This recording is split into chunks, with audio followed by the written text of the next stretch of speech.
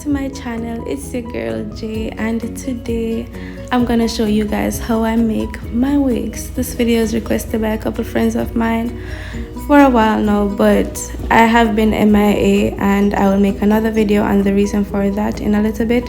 But for right now, let's just focus on this wig. I had already bleached the knots. Yeah, so I bleached the knots and co-washed the frontal, and now I'm just pinning it down from ear to ear.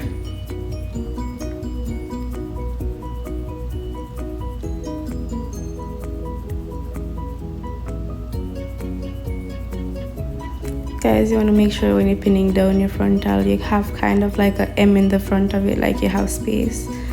Yeah, you see like what I'm doing there. Make sure you can do that, because if it's too tight, you can't do that and it won't fit on your head properly. It's okay to have a baggy space in the front. It's okay for it to be misformed in the front. That's how it's supposed to be, as long as the back is straight like this. I don't know why, but I got a deformed frontal for this video. I don't know, it happens. All right, so what I'm doing now, I'm just braiding my hair out of my way, just braiding it to one side, and then I'm gonna pin it up.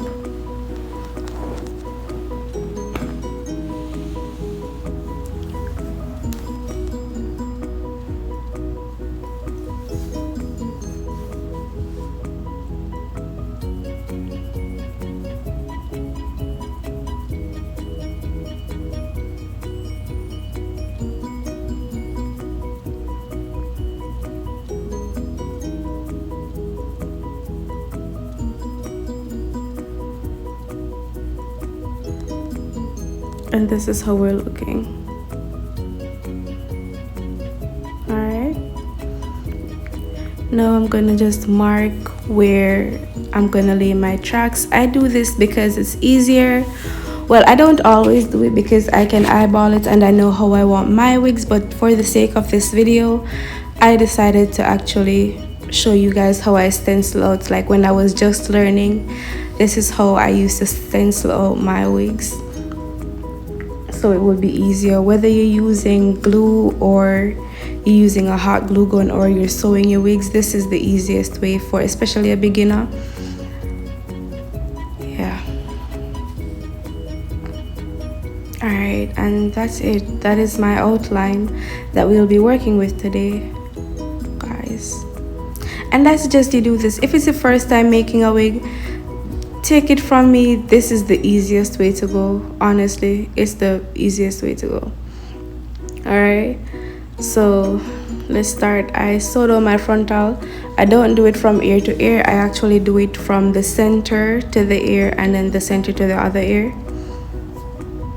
It's easier and it lays flatter and it lays more evenly that way. That you don't make any mistakes that way. You're bound to get a flat base. Alright guys, take note of how I am tying or knotting the thread. I wrap it around the needle and then pull it through.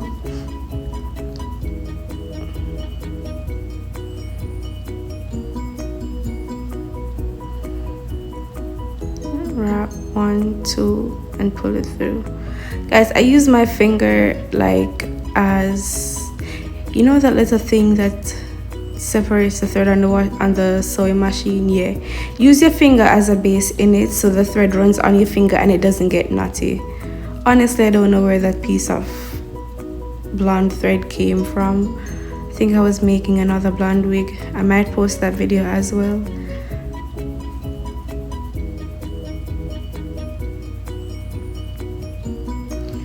Alright, and now for the fun part, the part that you've all been waiting for. Let's get to sewing, guys. Alright guys, so for the back, what I'm doing is I'm just making a line from the one end of my frontal to the other end. Why I do this is because it's just more seamless, especially if you want to catch your wig up or grab it back in a ponytail or something. It's more seamless that way. Like you don't have like tracks showing from the sides or anything like that. So I normally do it like this. I have another method which in my next video I'm making, I will show you the other way that I do it, especially if I know for a fact I will be catching that wig up. So but for now, let's just stick to this one. I actually doubled my tracks. I think I doubled all of my tracks in this video. So yeah. So how I start from one end and I work my way around. And guys, honestly, it's something that it takes patience, and please don't prick yourself. Like, I've pricked myself 100 times because I was impatient or I was just ready to get it over with. But just take your time. It takes some shifting around to get it, but you'll get there. I promise it will be over sooner than you expected if you just have patience. All right, just find what's comfortable for you and how you work, like however you feel comfortable. Just know that you're sewing it onto the cap with the lines, you're following the lines. So whatever you feel comfortable doing, just doing it. All right, just do it. All right. Oh, and for the record, I repeat, I never sew on the elastic band of my wigs. Guys, don't do that, because when you sew on the elastic band, it is going to, like, you're stopping it, you know, it won't stretch anymore and it won't fit your head. So the only thing I sew on my elastic band was the frontal, and it's because I'll be cutting that piece off. But other than that, please do not sew on the elastic band around the cap. If you're using a mesh cap, it has the mesh over it. So what I do, I sew on the mesh. All right, just keep that in the back of your mind, because it's a mistake I've made before. As I said, when I was learning, like, I've been through so much. I went through so much, and I went through so many disappointments. But over time, you're gonna learn and you're gonna get it right eventually. It's not something you get overnight, but hey. And you guys notice I am still lapping the thread as I go around. It just gives it more security and more stability. And if anything is supposed to happen and one piece of the thread will, like, it bursts or it pop, as a Jamaican would say, it won't ravel out everything. So just kind of wrap your thread around the needle most times.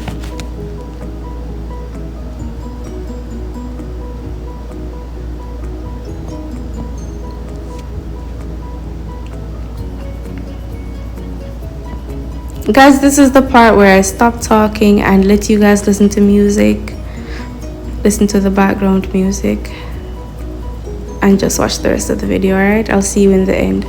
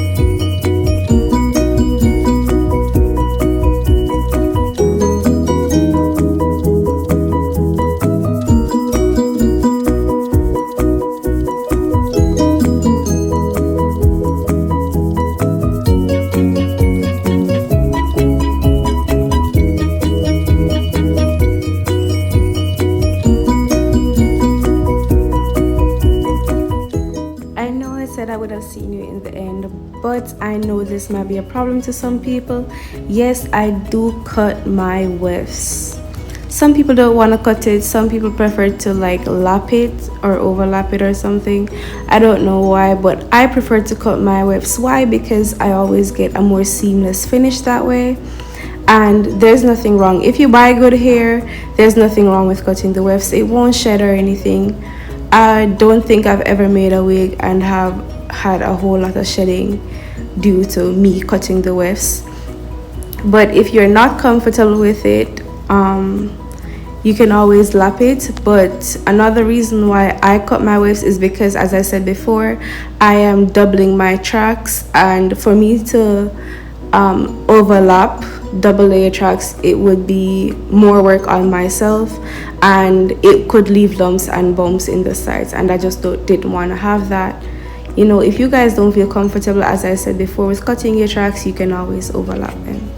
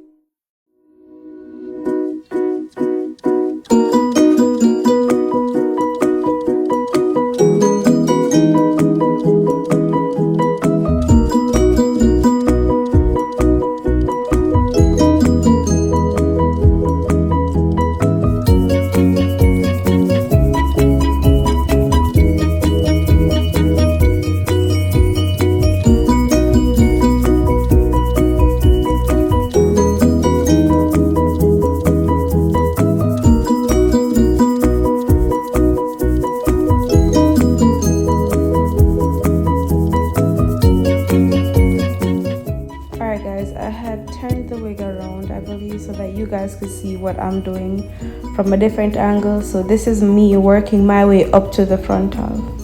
Alright, just so that you guys are not confused, and just so that you guys don't think I'm actually sewing the other way, because it actually looked that way to me at one point, and I was like, what the heck am I doing? But then I realized, oh yeah, I turned it around. Alright guys, so for your sake, I had decided to actually flip the tracks, so you guys could see how I flip my tracks. And I flip my tracks when it comes up to either the middle, yeah, it would be the middle, because like whatever mistakes I'm making, I can make it in the middle, there's nothing wrong. But I don't want to make mistakes by the back, by the sides, or by the front where it would be visible. So even though I'm not making any mistakes, if you want to flip your tracks, the best part for you to flip them, or if you want to learn how to do the flip over method, the best way for you to do this is actually when you come to somewhere like this, where you're not close to the ends, and you're not close to the back, you're not close to the front, and it would not necessarily be visible.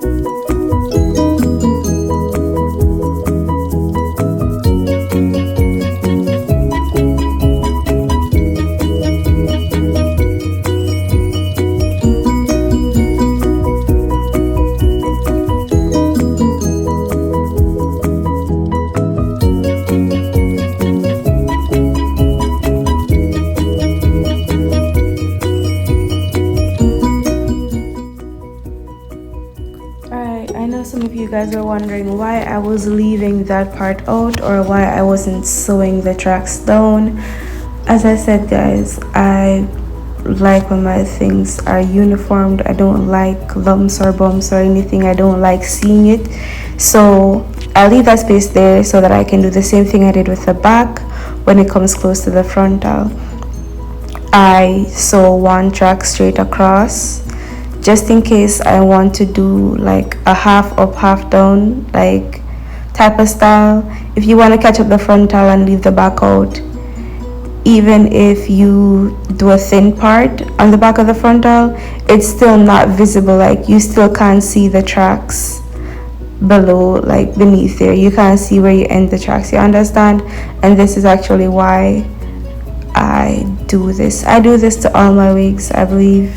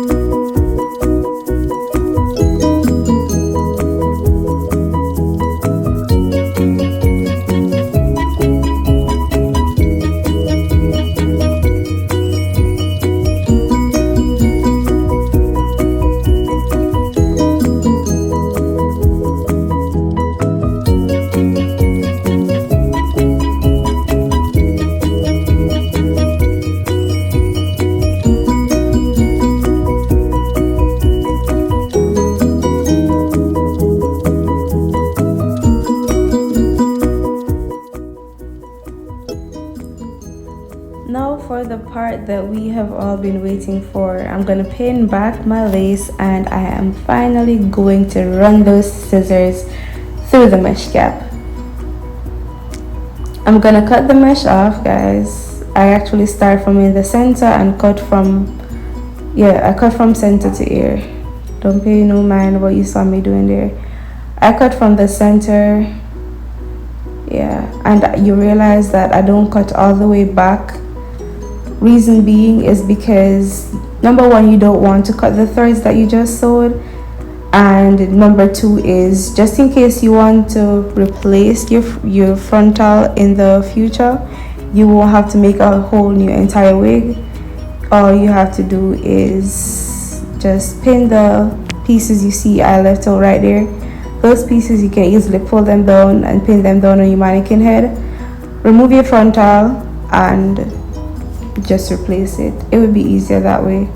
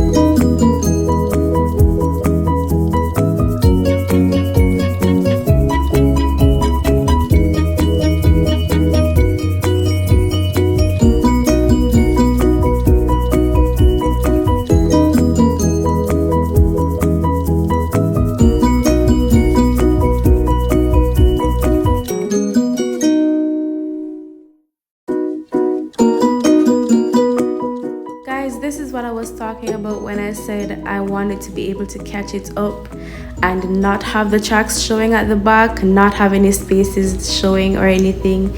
Yes, and could we just take a second to acknowledge how bleached, how well done my roots are. I'm always impressed at myself for doing a good bleach job on my roots. Yeah, I have to give myself credit for that one. Honestly, I don't know. And we have come to the end of this video. Thank you so much for watching. Don't forget to like, comment and subscribe. Turn on your post notifications. Leave a comment down below and let me know what you guys think. If you guys have any questions, feel free to ask. Don't forget, I love you, God loves you, I appreciate you, God appreciates you, and I will see you in my next video. Bye. Mwah.